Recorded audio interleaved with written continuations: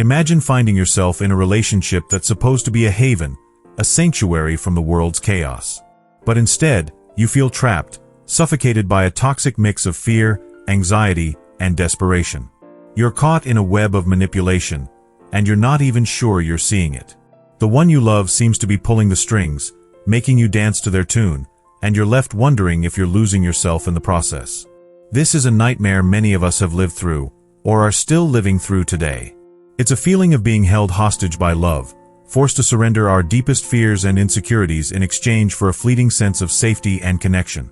But what if I told you that this isn't just a product of someone else's actions?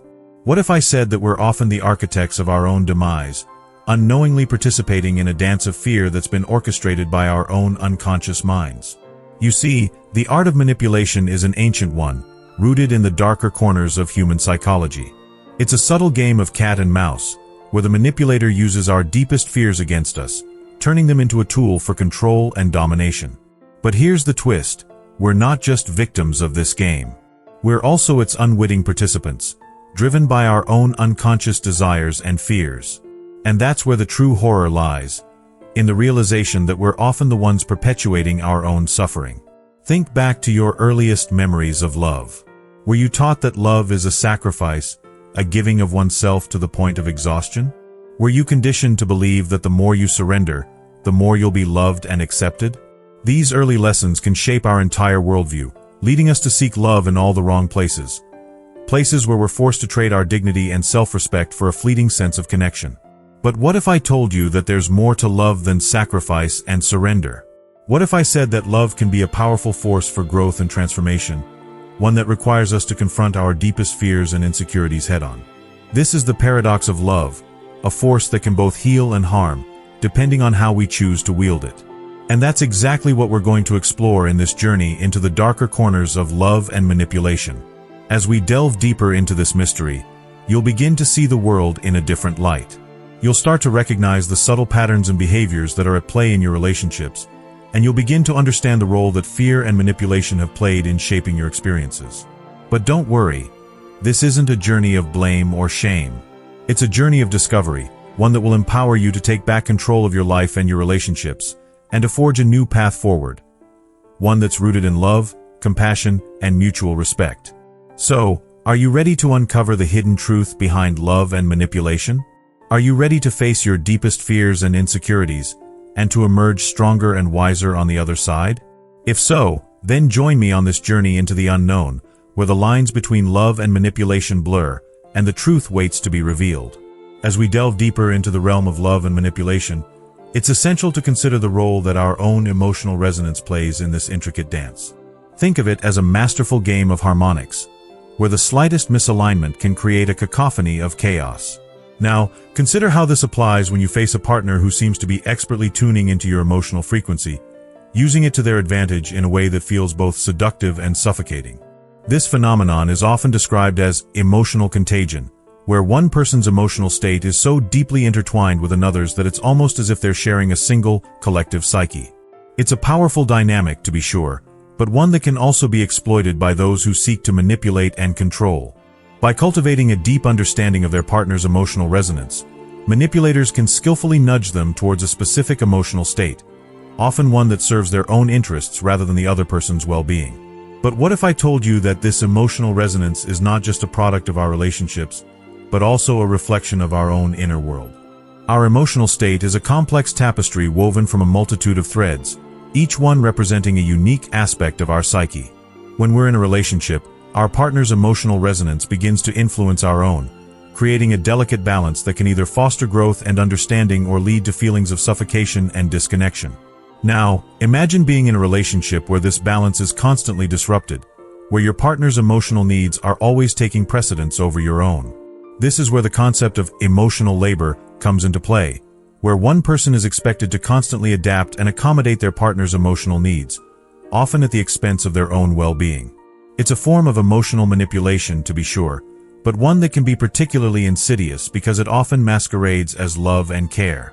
By internalizing the expectation that we must always be emotionally available for our partner, we can begin to lose touch with our own emotional needs and desires, creating a sense of disconnection and resentment that can ultimately lead to the demise of the relationship.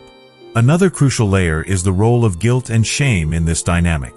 When we're made to feel guilty for not meeting our partner's emotional needs, or when we're shamed for having our own emotional boundaries, we can become trapped in a cycle of self-doubt and anxiety. This is where the manipulator's skillful use of emotional contagion comes into play, as they expertly exploit our emotions to control and dominate us. By understanding the ways in which guilt and shame can be used to manipulate us, we can begin to break free from this cycle and reclaim our own emotional agency. As we navigate the labyrinthine corridors of love and manipulation, it becomes increasingly evident that the distinction between the two is often blurred, if not altogether illusory. The threads of our emotional resonance, once thought to be distinct and separate, begin to intertwine and merge, creating a complex tapestry that defies easy categorization. This is not to say that manipulation is an inherent aspect of love, but rather that the two are inextricably linked, each informing and influencing the other in ways that can be both subtle and profound. Reflecting on this journey so far, we see that the manipulation of love is often a product of our own fears, insecurities, and desires. It is a manifestation of our deepest vulnerabilities, which can be exploited by those who seek to control and dominate us. And yet, as we delve deeper into the mysteries of love and manipulation, it becomes clear that this is not a zero-sum game, where one party's gain necessarily comes at the expense of the other's loss. Rather, it is a dynamic and reciprocal process, in which both parties are simultaneously victim and perpetrator, caught in a cycle of mutual influence and dependence. As we pivot towards the final reflection, it becomes increasingly apparent that the true enemy of love is not manipulation itself, but rather our own capacity for self-deception and denial. We are wired to seek connection and attachment, to crave the sense of safety and security that comes with being loved and accepted. But in our pursuit of this ideal, we often sacrifice our own integrity, our sense of self, and our capacity for emotional awareness. We become entangled in a web of illusions, which can be difficult to extricate ourselves from, even when the evidence of their falsity is staring us squarely in the face. In light of these insights, the path forward becomes clearer. It is not a matter of eliminating manipulation from our lives, but rather of cultivating a deeper understanding of ourselves and our place within the world. It is a matter of learning to recognize the subtle cues and signals that indicate when we are being manipulated, and to develop the emotional intelligence and resilience necessary to resist and overcome them. It is a matter of embracing our own vulnerability, rather than trying to eradicate it, and of finding the courage to be honest, authentic, and true to ourselves, even in the face of adversity and uncertainty. As we approach the final threshold, we are faced with a choice: to continue down the path of manipulation and control, or to forge a new way, one that is characterized by mutual respect, trust, and understanding. It is a choice that requires us to confront our deepest fears and insecurities, and to take a leap of faith into the unknown. But it is a choice that also promises the possibility of true love, a love that is not based on exploitation or control, but rather on mutual support, acceptance, and respect. As we stand at the precipice of this journey, it becomes clear that the threads of love and manipulation are inextricably intertwined. We've delved into the darkest recesses of human psychology, only to discover that the very essence of love itself is often distorted by our own vulnerabilities and fears. The manipulation of love is not a product of some external force, but rather a manifestation of our own inner world, where the lines between love and control are blurred and the distinction between the two becomes increasingly tenuous. In this topsy-turvy world, we're forced to confront the uncomfortable truth that our capacity for self-deception and denial is a far more formidable foe than any external manipulator. We're wired to seek connection and attachment, to crave the sense of safety and security that comes with being loved and accepted. But in our pursuit of this ideal, we often sacrifice our own integrity, our sense of self, and our capacity for emotional awareness. We become entangled in a web of illusions, which can be difficult to extricate ourselves from, even when the evidence of their falsity is staring us squarely in the face. And yet, it's precisely this capacity for self-deception that holds the key to our liberation. By acknowledging and accepting our own vulnerabilities, we can begin to see through the illusions that have held us captive for so long.